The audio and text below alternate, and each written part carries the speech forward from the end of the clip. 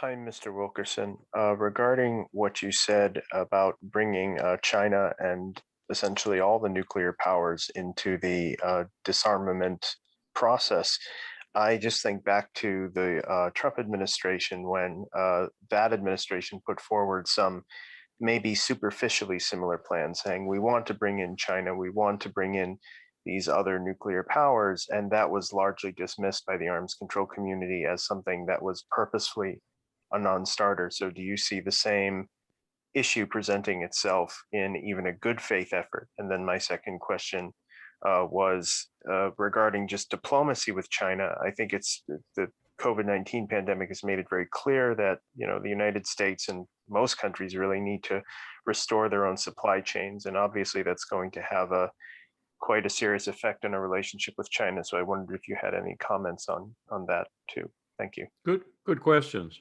Um, you always have bureaucratic opposition to anything that threatens to change or break their rice bowls. And I think that's what you're seeing here.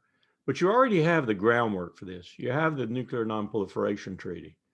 And that treaty, to which most of the world is signatory, you have some people who have reneged, like North Korea, and you have people like Israel, who should be, again, arm bent until they sign. Um, that treaty essentially says we're working towards zero nuclear weapons.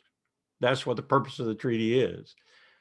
We have made remarkable progress on that since the end of the Cold War. We had something like 30,000 nuclear warheads each, and a requisite number of launchers and other things, paraphernalia that go with it.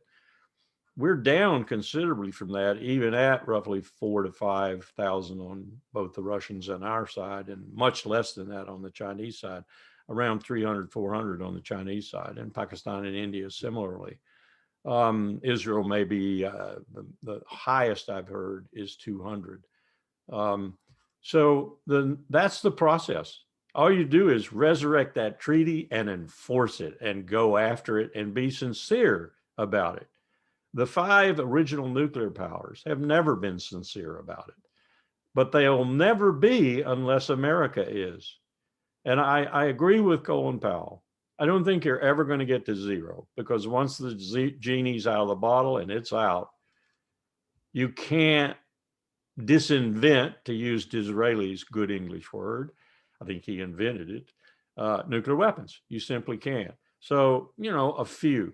I'll let you know a little secret. We did a study in the Joint Staff, and we said we could deter anybody in the world if we could build this process out with 300 to 600.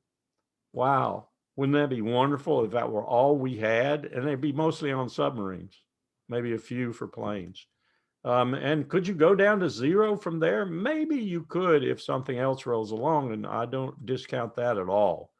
We may find some weapons in the future that make nuclear weapons look puny. I hope not, but we may. And I hope that's not the way we go to zero. As far as diplomacy with China goes,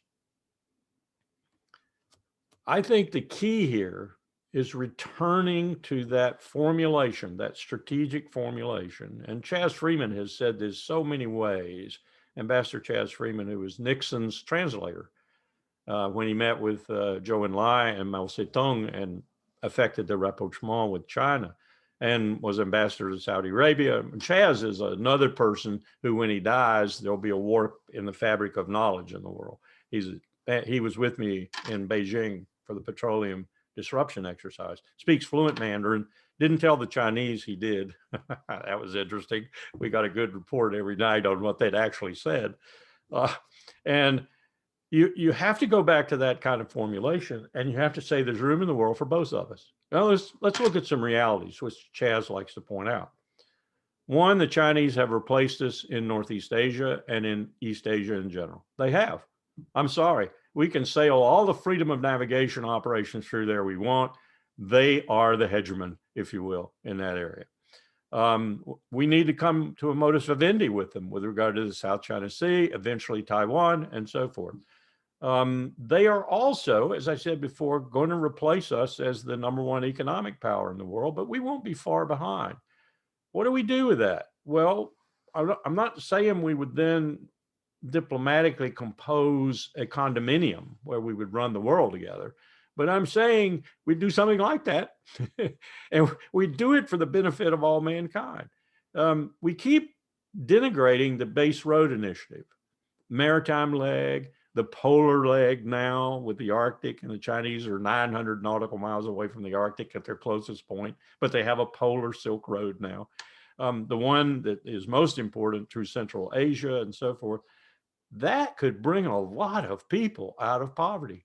It could bring a lot of people into a more peaceful, prosperous, stable situation than they are in now. Let's help them. We don't have the money they do to do that, but let's help them in other ways. Let's help them with countries like Iran, for example. Let's help them with countries like Venezuela, for example. Venezuela is just falling apart right now, and it's causing Colombia to begin to fall apart too. Not to mention Plan Colombia and what we did to Colombia with our great drug policy. The world needs a different approach. And the two most powerful economic entities in the world, China and the United States, need to work together, not at cross purposes. That's the truth. That's the reality. Climate change will corroborate it and prove it, and we'll either all die or we'll survive.